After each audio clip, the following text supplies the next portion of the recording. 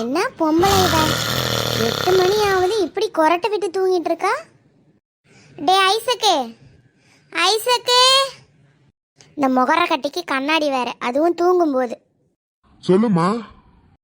அங்க பாரு உன் பொண்டாட்டி எப்படி கொரட்டை விட்டு தூங்கிட்டு இருக்கான்னு பாரு. சின்ன பொண்ணு, சின்ன பொண்ணு எந்திரி. சின்ன பொண்ணு 8 மணி ஆகுது. என்னங்க புருஷனை எட்டி ஒதிக்கிறது கூட தெரியாம எழுந்திருக்கிற இல்ல. 8 மணி வரைக்கும் தூங்கிட்டு இருக்கியே, வீட்டு வேலையெல்லாம் யார் செய்வா? அடைச்சி கண்ணாடியை கழட்டு முதல்ல. சாரித்தே, நைட்டு பாத்திரம்லாம் நிறைய கிடந்துச்சுல, அதை கழுவிட்டு படுத்தேனா, அதான் கொஞ்சம் லேட் ஆயிடுச்சு தே.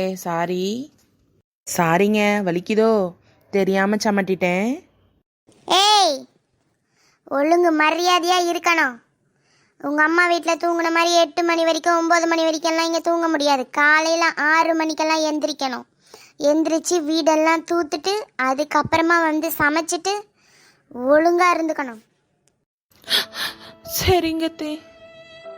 எங்கிருந்து தான் பிடிச்சிட்டு வந்தானோ. சை, எனக்குன்னு வந்து வாய்க்குதுங்க பாரு எல்லாம். என்ன நீ அவளையே பார்த்துக்கிட்டு நிற்கிற? போய் ரெடியாவு, போ. வேலைக்கு போக வேண்டாமா? சரிம்மா.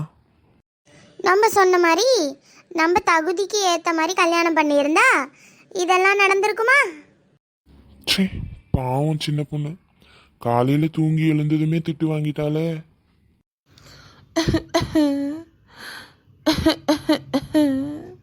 சின்ன பொண்ணு, சின்ன பொண்ணு, ஏன் சின்ன பொண்ணு இன்னும் அழுதுகிட்டு இருக்கா?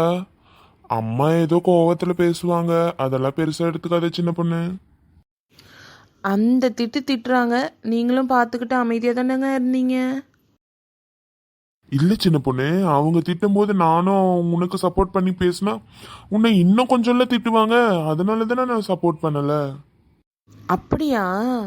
நான் நினச்சேன் நீங்களும் என் மேலே கோவமாக தான் இருக்கீங்க அப்படின்னு சொல்லிட்டு. ஏன் செல்லத்து மேல எனக்கு கோபம் வருமா? நீ ஏன் சின்னும் இல்ல?